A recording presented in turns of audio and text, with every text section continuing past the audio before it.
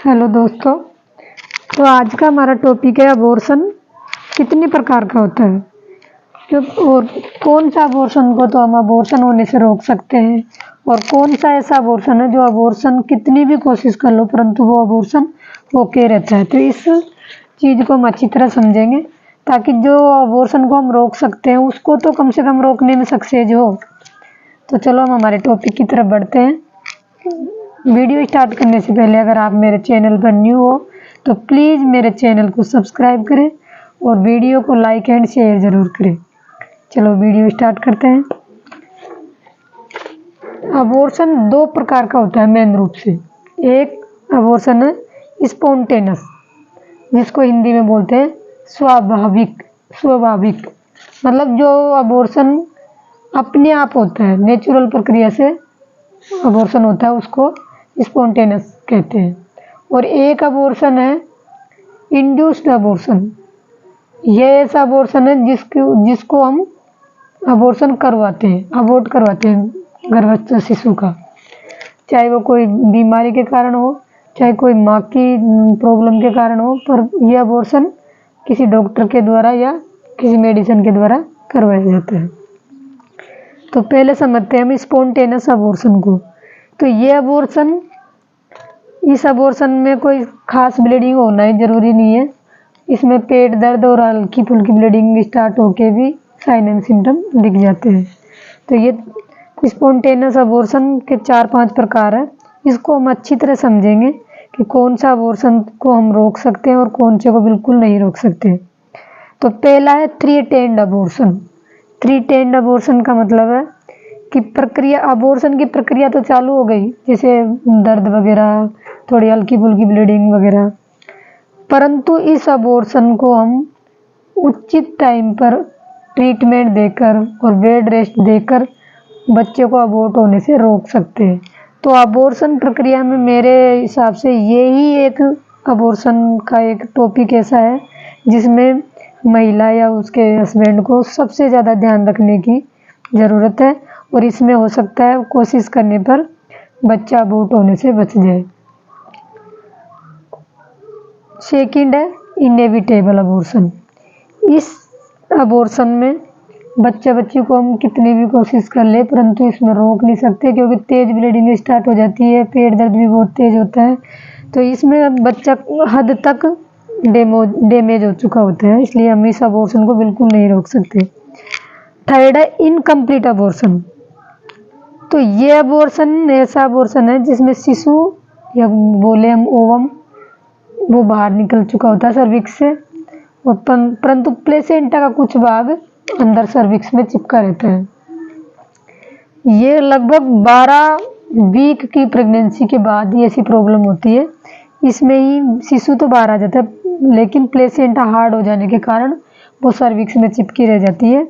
तो इस incomplete abortion में शिशु बाहर हो जाता है, प्लेसेंटा अंदर रह जाती है। तो इसमें पेशेंट को बार बार लंबे टाइम तक ब्लीडिंग, पेट दर्द, ये आदि लक्षण होते हैं। तो फिर लास्ट में उसको डीएनसी करवानी पड़ती है, तभी जाके ये कम्प्लीटली अबॉर्शन हो पाता है। चौथा अबॉर्शन है कंप्लीट अबॉर्शन।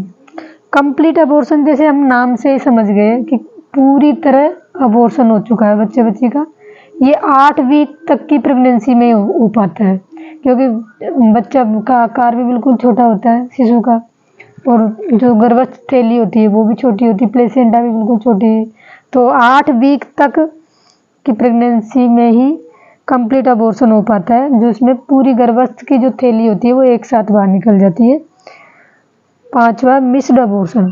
तो मिस्ड अबॉर्शन में ना कोई पेट दर्द ना ब्लीडिंग, ये जरूरी नहीं है ये साइन एंड सिम्टम हो। इसमें केवल सोनोग्राफी के द्वारा ही पता लगता है कि अबॉर्शन हो चुका है। जैसे पीट अलर्ट आ चुकी थी, जो हृदय की धड़कन है बच्चे की, गर्भस्थ शिशु की, वो एक बार आ गई परंतु किसी कारण से वापस चली गई, तो सोनोग्राफी के द्वारा ही हमको उसका पता लगेगा।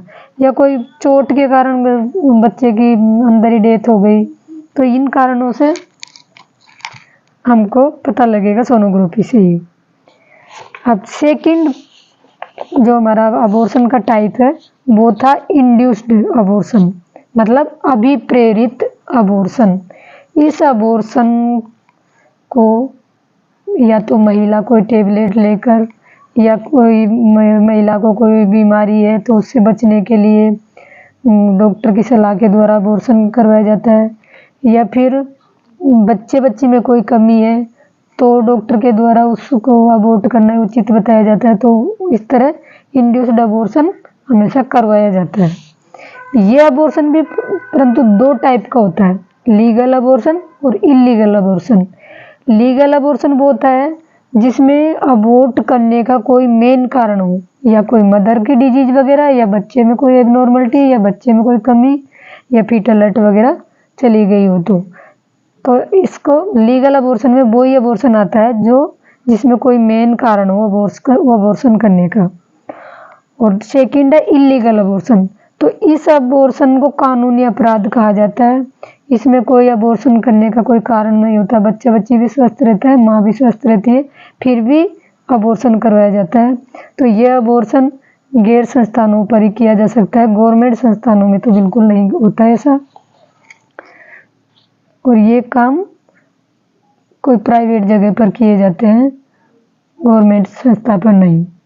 तो मैं आशा करती हूँ कि आपको अबॉर्शन के बारे में तो अच्छी तरह समझ में आ गया होगा। अब अगला हमारा टॉपिक होगा अबॉर्शन होने से कैसे बचा जा सकता है, मतलब क्या उपाय है जिससे अबॉर्शन की प्रक्रिया चालू ही ना हो।